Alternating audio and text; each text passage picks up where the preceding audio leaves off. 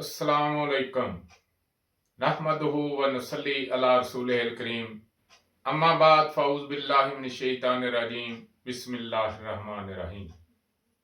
हाज़रीन व नाज़रीन, अजीज तिबी तुलबा, आज आपके सामने एक बहुत ही अहम मौजू कि चावल का मिजाज क्या है और चावल खाने के फायदे क्या हैं और चावल खाने के नुकसानात क्या हैं। अजीज तुलबा, चावल जो है जब पकाकर इसको खाया जाता है तो इसके मुख्तलिफ मिजाज हैं। उबले हुए चावल जो हैं उनका मिजाज एक नंबर है, यानी असाबी, उजलाती। उन्हें आप सर्द तर भी कह सकते हैं तिब्बे यूनानी में, और कुनून मुफरदा में असाबी, उजलाती। अगर इन्हीं चावलों पे दूध डाल लें और चीनी डाल लें तो फिर इनका मिजाज असाबी गुद्दी हो जाता है, यानी कि तर गरम। और अगर गुड़ वाले चावल बना लिए जाएं या चीनी वाले चावल बना लिए जाएं तो फिर भी इसका मिजाज जो है वो असाबी गुद्दी यानी कि तर गरम होगा।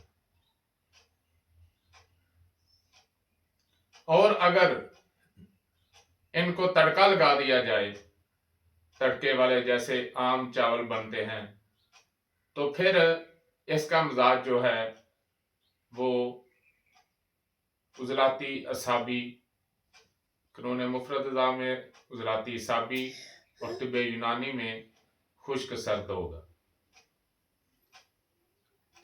अगर इसकी बिरयानी बना ली जाए तो इसका मिजाज जो है वो 2 से 3 नंबर होगा। वो बिरयानी पे मुनहसर है।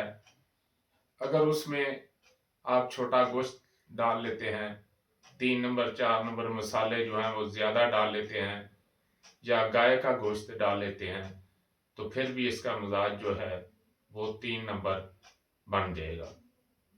लेकिन ज्यादातर 2 नंबर में ही रहेगा, यानी कि उजलाती साबी।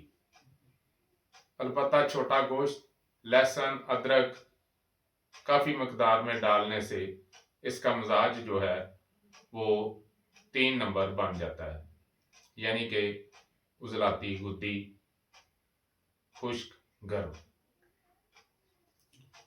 तो आम रूटीन के साथ जो पाकिस्तान में एक सिलसिला चल रहा है, जब कोई मेहमान आता है तो ब्रॉयलर मुर्ग इसकी बिरयानी बनाई जाती है और उसमें इमली भी डाली जाती है, उसमें आलू बुखारा भी डाला जाता है, उसमें लीमू भी डाला जाता है। तो इसका मिजाज जो है वो 2 नंबर बनता है, उजलाती साबी बनता है, खुश्क सर्द बनता है। आज चावल के साथ नुकसान क्यों हो रहा है कि हम ज्यादातर पहले ही खुश्की का शिकार हैं।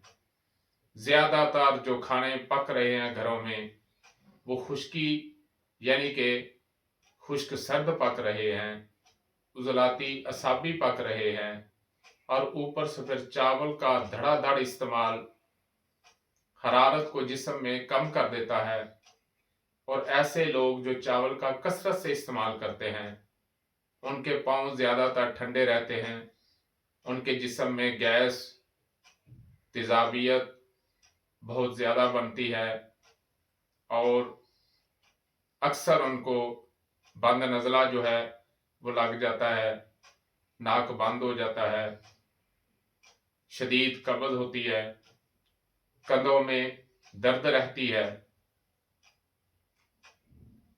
अक्सर दर्दों का शिकार रहते हैं और दर्दों की शिकायत करते हैं, बदहजमी की शिकायत करते हैं। شدید قبض کی شکایت کرتے ہیں تو ان لوگوں کو چاہیے کہ وہ چاولوں کا استعمال کم سے کم کریں، اور اگر چاول استعمال کرنے ہوں تو اس میں مٹن ڈال لیں،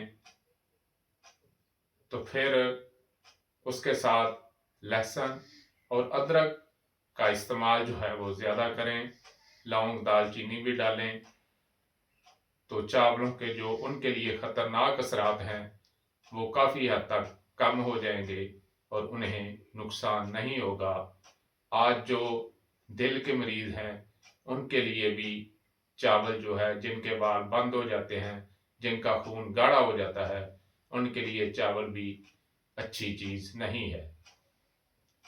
لیکن ایک آدمی تندرست ہے تو اس کے لیے ہر قسم کی خوراک جو ہے وہ اللہ کی نعمت ہے، وہ چاہے چاول کھائے، چاہے روٹی کھائے، چاہے چھوٹا گوشت کھائے، چاہے بڑا کھائے، چاہے جوس پیے، لیکن جب ہم بیمار ہوتے ہیں تو پھر پابندیاں جو ہیں وہ لاگو ہوتی ہیں، اور ایسے مریض جو خشکی کا شکار ہیں، قبض، گیس، کندھوں میں درد، ان کے لیے یہ ضروری ہے کہ وہ چاول کا استعمال نہ کریں، اور اگر وہ چاول کا استعمال کرتے ہیں تو ان کو کم از کم 3 دفعہ ہر روز اجوین اور پودینے کا کعوہ جو ہے وہ استعمال کرنا چاہیے، تاکہ چاول کے جو بد اثرات ہیں وہ ان کو اتنا نقصان نہ دے سکیں۔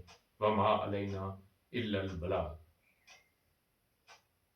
تو ناظرین، جو دوست جو طبی طلباء و طالبات آن لائن کورس کرنا چاہتے ہیں، طب سیکھنا چاہتے ہیں، استاد الحکماء حکیم سید نعمت علی شاہ صاحب رحمۃ اللہ علیہ، ان کے 6 نبضیں 6 اسباق 6 نبضیں کل امراض کے تحت جو طب سیکھنا چاہتے ہیں وہ رابطہ کر سکتے ہیں۔